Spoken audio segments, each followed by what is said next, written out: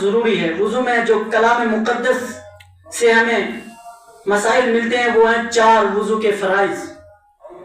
وضو کے فرائض 4 ہیں، ان میں سے سب سے پہلے چہرہ دھونا ہے، اس کے بعد دونوں بازو کہنوں سمیت دھلنی ہے، اس کے بعد مسح کرنا ہے، اس کے بعد دونوں پاؤں ٹخنوں سمیت دھلنے ہیں۔ یہ 4 فرائض ہیں میرے بزرگوں دوستوں۔ اس کے بعد جب ہم نماز کے لیے آتے ہیں تو یہ جب ہم کر لیتے ہیں تو ہم پاک و صاف ہو جاتے ہیں، لیکن اس کے بعد 6 شرائط ہیں۔ میں اب جلدی بولوں گا کیونکہ وقت ہو چکا ہے۔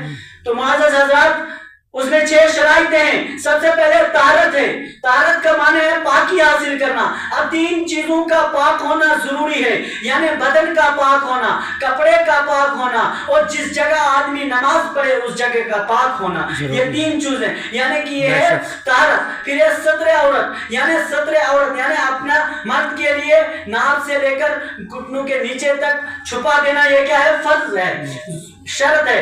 اگر نہیں یہ ہوگا تو نماز نہیں ہوگی۔ اور تیسرا ہے قبلے کی طرف نماز پڑھنا، یعنی قبلے کی طرف پہلے معلوم کرنا قبلہ کہاں کی طرف ہے، پھر نماز پڑھنا۔ اگر ہٹ کے پڑھے گا تو نماز نہیں ہوگی۔ اس کے بعد ہے وقت کا ہونا، وقت پر نماز پڑھ لینا۔ اس کے بعد ہے یعنی نیت کرنا، جو نماز پڑھ رہا ہے اس کی نیت کرنا، اور بعد میں تکبیر تحریمہ کرنا۔ جب ان چیزوں کو کر لے گا پھر نماز کے اندر آ جائے گا۔ پھر نماز کے اندر 6 فرائض ہیں، خالی اتنا ہی بولوں گا بس۔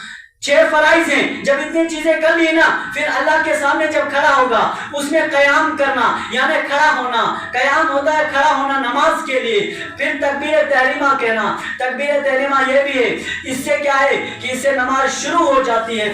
پھر دنیاوی خیالات نہیں آنے چاہیے، پھر اللہ کی بارگاہ میں صرف اللہ کا خیال آنا چاہیے۔ پھر قیام، قرات ہونا، رکوع کا ہونا، یعنی رکوع کرنا۔ ہم رکوع کہیں ٹیڑھا کرتے ہیں لیکن برابر ہونا، پیٹھ اور سر کا برابر ہونا، رکوع کرنا، 2 سجدے کرنا، اور اس کے بعد قاعدہ آخرہ یعنی اتحیات پہ بیٹھنا، اور خروج بسنئی نماز سے فارغ ہونا۔